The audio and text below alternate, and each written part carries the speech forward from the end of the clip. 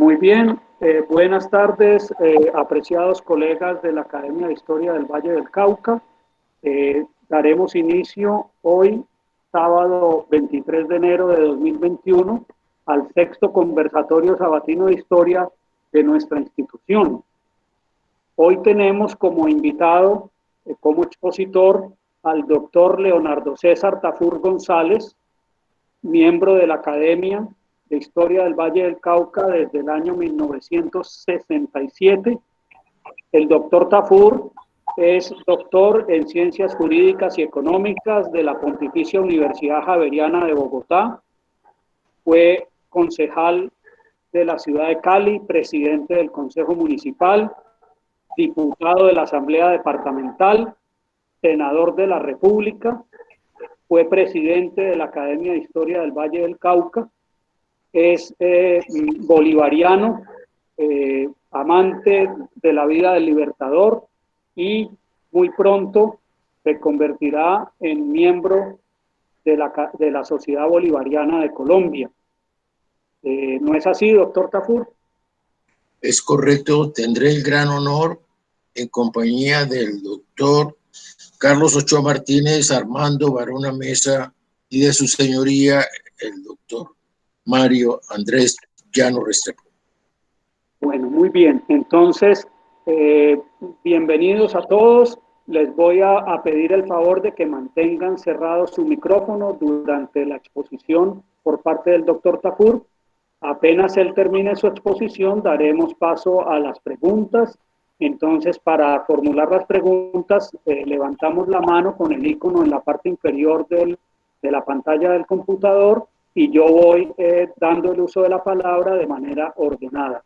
Muy bien, doctor Tafur, tiene usted la palabra. Adelante. Mil gracias, con la venia del señor presidente Luis Antonio Cuellar, de nuestro querido vicepresidente Armando Barona Mesa, y agradeciendo la presencia de mis distinguidos colegas de la Academia de Historia del Valle, inicio esta conferencia virtual para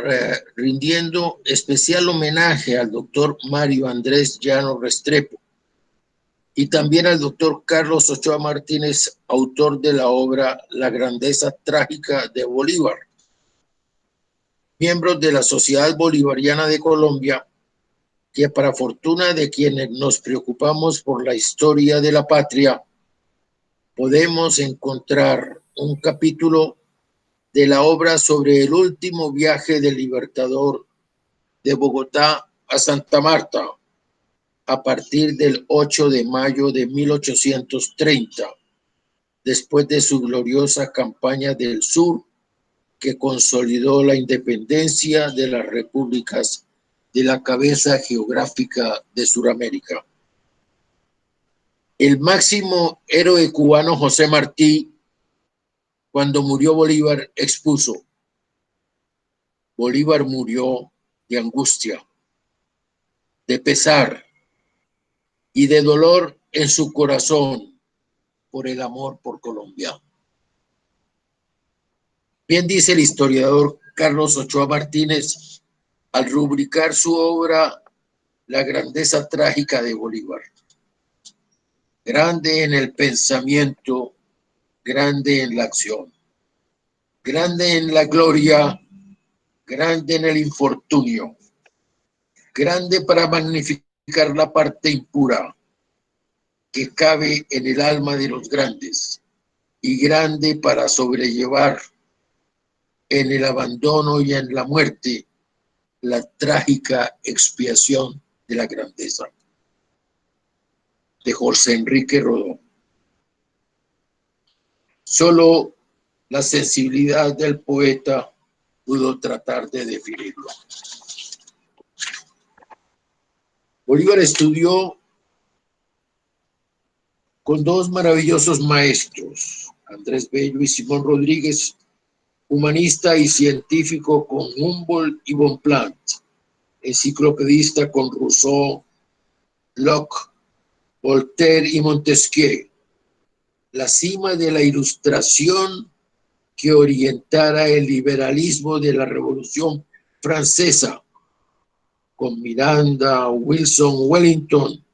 derrotados en Waterloo al emperador Napoleón, cuya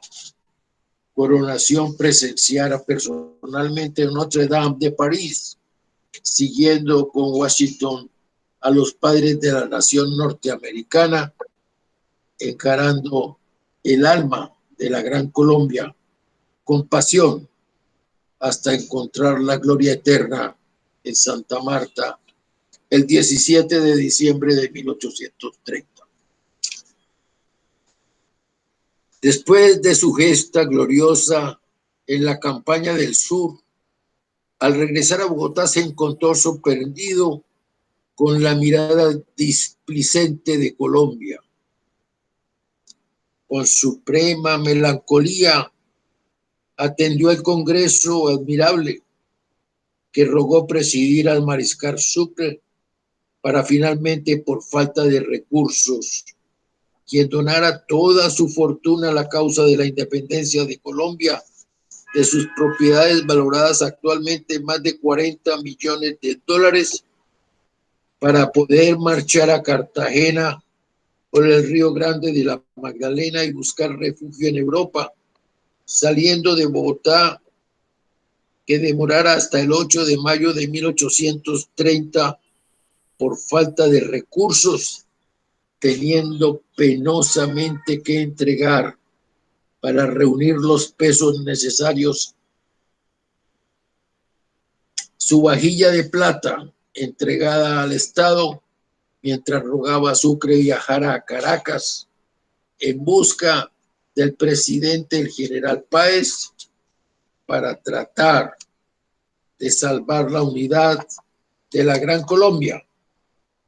Pero en las calles, a su salida de Bogotá y en las rutas hacia Honda, lo maltrataban con irrespeto soez y con apodos que no soy capaz de repetir. Recibiendo al llegar a Honda la última carta del mariscal, precisando el dolor de su despedida, quebrantando el tierno afecto que se profesaban, rogándole recibiera las lágrimas de su amistad, bien conocida como lo refiere la historia del diario de Bucaramanga, ya que para Bolívar Sucre era el ideal del perfecto caballero, el mejor general, el primer hombre de Estado de grande y fuerte alma, valiente entre los valientes, leal entre los leales, amigo de las leyes, partidario del orden, enemigo de la anarquía y finalmente para Bolívar un verdadero liberal. Qué gran crisis emocional para el Libertador no poder volver al país donde vio la luz primera y que hasta los reservados políticos ecuatorianos le rogaban en textos firmados por los quiteños que eligiera al Ecuador como lugar de su futura residencia y descanso, tomando asiento hasta en la cima del Chimborazo para evitar los tiros de la maledicencia y respirar su gloria inefable. En su ruta a Cartagena, el Libertador encontró el calor de los grandes generales amigos, como Posada Gutiérrez, gobernador y jefe militar de Honda, a donde le llegara oportunamente el anuncio de que el Congreso de Colombia concedía al Libertador, por fin, una pensión de 30,000 pesos anuales durante toda su vida, siguiendo su ruta, pasando por Monpós, Barranca, Turbaco, hasta llegar a Cartagena el 24 de junio de 1830, donde para su fortuna también se encontró otro gran amigo, el general Mariano Montilla, que se preocupó por recibirlo y hospedarlo de la mejor manera. Ya en Cartagena, para el 30 de junio de 1830, aceptó reunirse con lo más granado de la sociedad y sorprendió a la audiencia con un admirable discurso generalmente desconocido para quienes podremos apreciar gracias a los historiadores Ochoa y Vargas. Al informarse en Cartagena Bolívar del asesinato de Sucre en la ruta de Pasto y expresara que era tal su excelencia que solo sus virtudes podían llegar a considerarse sus defectos, como también su valor, que enfrentado a los sediciosos como presidente de Bolivia en solitario, derrotó con su espada brillante de la independencia y que venciera en Ayacucho a la ambición de la ingratitud y el odio, perdiendo la movilidad de su mano derecha, a pesar de que sus amigos le recomendaban que no viajara por la ruta de Pasto, sino la ruta naval de Buenaventura a Guayaquil, sabiendo que los traidores José Hilario López y José María Obando, amigos de la conspiración septembrina de Santander, que finalmente develaron en Pasto los coroneles Eusebio Borrero Costa y mi tatarabuelo, el coronel Vicente Bustamante y Hurtado, compañero de Borrero en Pasto. Ante el asesinato de Sucre, Bolívar expresó, llevándose las manos a su cabeza: imposible. Ese es el crimen de Caín, que vuelve a matar a Abel, desplomándose seguidamente y pidiendo por compañía la soledad. Restableciéndose posteriormente, Bolívar expresó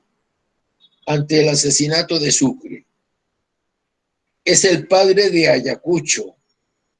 es el redentor de los hijos del sol, es el que ha roto las cadenas con que Pizarro envolvió el imperio de los incas. La posteridad representará a Sucre con un pie en el Pichincha y otro en el Potosí, llevando en sus manos la cuna de Manco Cápac, contemplando las cadenas del Perú rotas por su espada. Qué maravillosa figuración, como su gesto en aquel 1825, posterior a la victoria de Ayacucho, cuando con pompa y brillo festejaban los descendientes de los incas entre Cusco y Arequipa, a Bolívar, a Sucre y a Córdoba.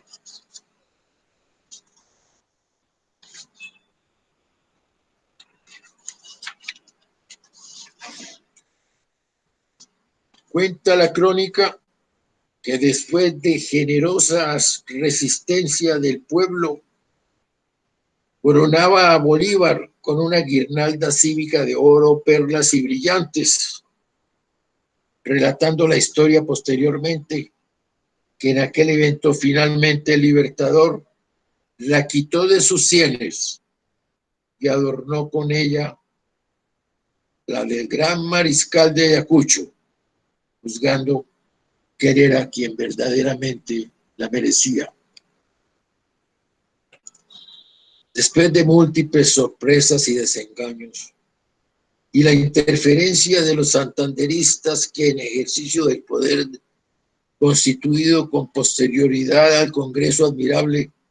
con Joaquín Mosquera y Arboleda como presidente, nombrado reiteradamente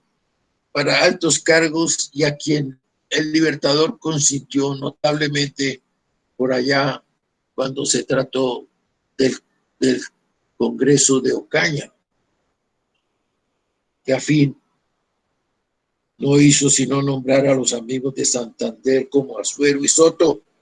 vinculados a la conspiración septembrina. Los últimos días del Libertador en San Pedro Alejandrino transcurrían apreciándose un mayor abatimiento progresivo del Libertador,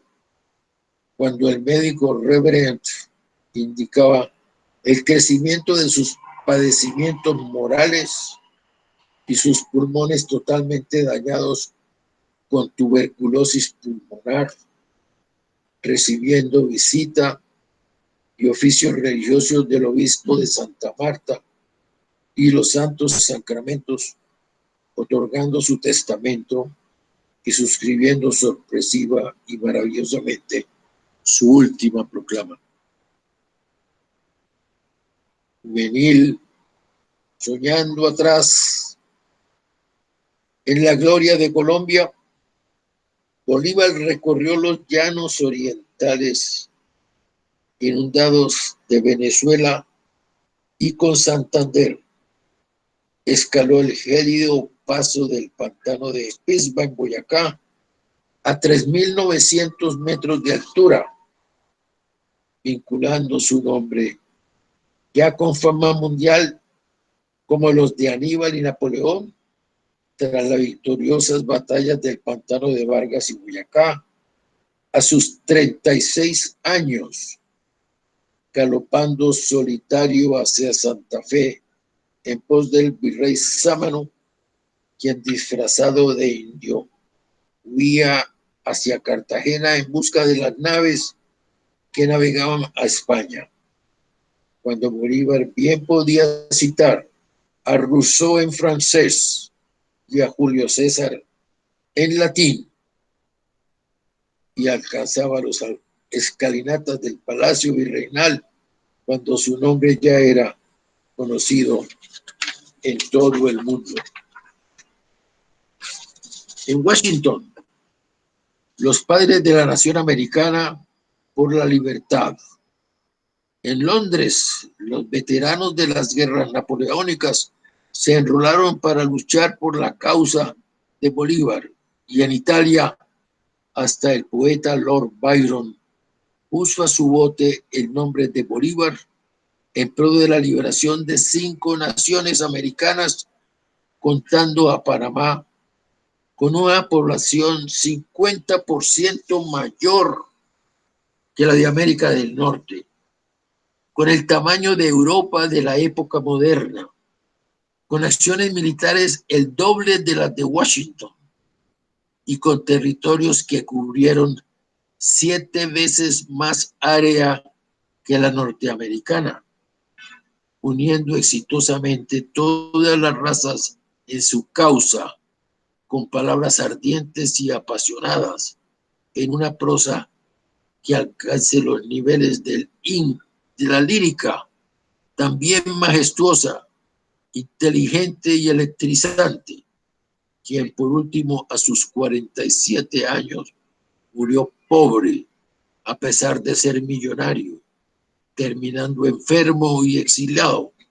como el héroe cargado de honores,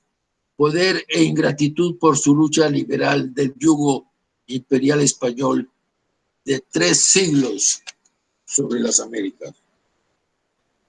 Nacido el 24 de julio de 1783, teniendo que ser amamantado por su esclava Hipólita, pues su madre se hallaba imposibilitada, falleciendo de tisis. Presentaba Venezuela así los especímenes de los criollos en los blancos, nacidos en las colonias, los pardos como mezcla racial de mestizos en parte blanca y en parte indígena, los mulatos como mezcla de blancos y negros, y los zambos de los negros y los indígenas, subdivididos por colores de piel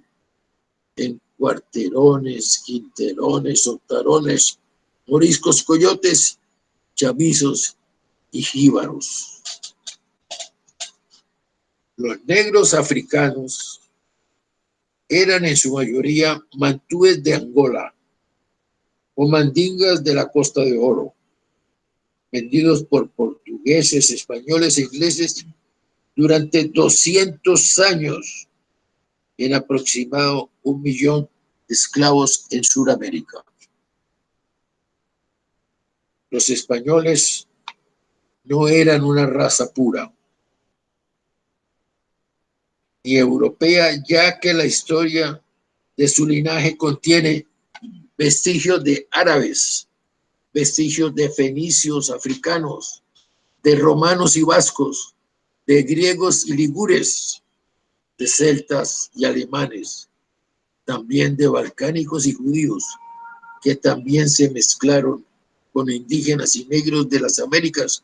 empezando a surgir una raza cósmica, como decían los científicos Landazábal y Heredia.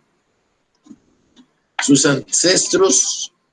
inventariados por allá en 1767, habían dado al gobierno jueces, comandantes militares y gobernantes para la época de la libertad norteamericana, que separó a Venezuela de la Nueva Granada con mayor expansión hacia la región atlántica.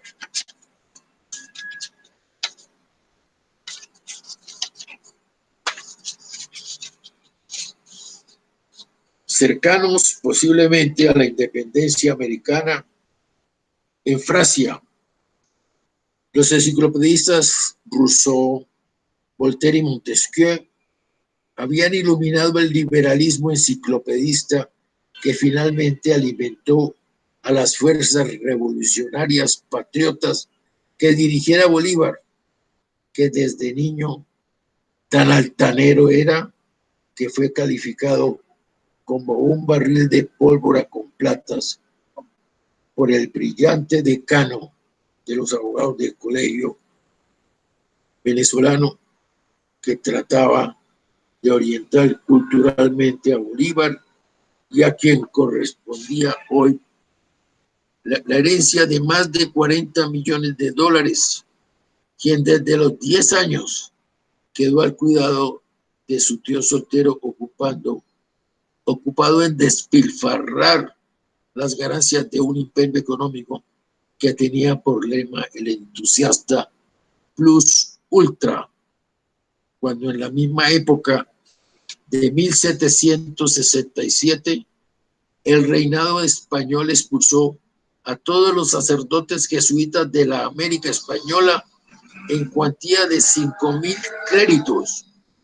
teniendo además la exclusividad del negocio gigantesco del oro y la plata del Nuevo Mundo, la totalidad del suministro de cacao y también del cobre, el añil, el azúcar, las perlas, las esmeraldas, el algodón, el oro, la lana, los tomates y las papas, el cuero, y para coronar la magia de su poder, la vigencia del Tribunal de la Santa Inquisición, que instalaran desde 1480 los creadores del imperio Isabel y Fernando, ganando al año el gobierno español el equivalente a 60 millones de dólares multiplicados a 1.000 millones en su futuro, por lo cual el autor de las letras de la Declaración de Independencia norteamericana, Thomas Jefferson,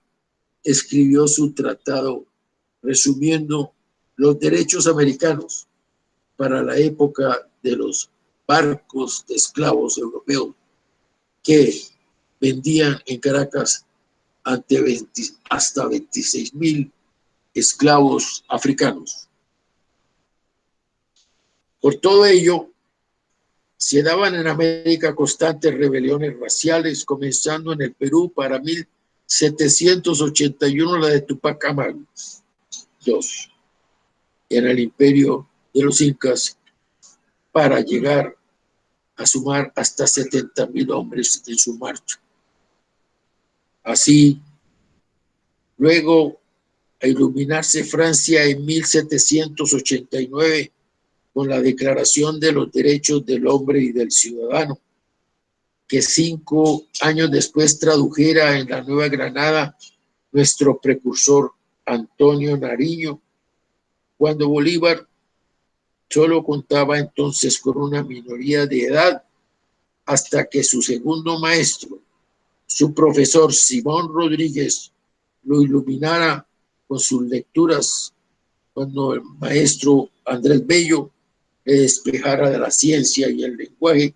hasta que los grandes enciclopedistas liberales franceses ya nombrados lo iluminaran con la propia Francia para hallar el camino que lo condujera con el gran mariscal de Ayacucho, como dice la estrofa final de mi canto El Libertador por la democracia. Libertador y mariscal, desde el rincón de los muertos, en las cimas de Ayacucho, con sus tropas libertarias, dieron libertad a la América, convocando las democracias. Muchas gracias, señores académicos.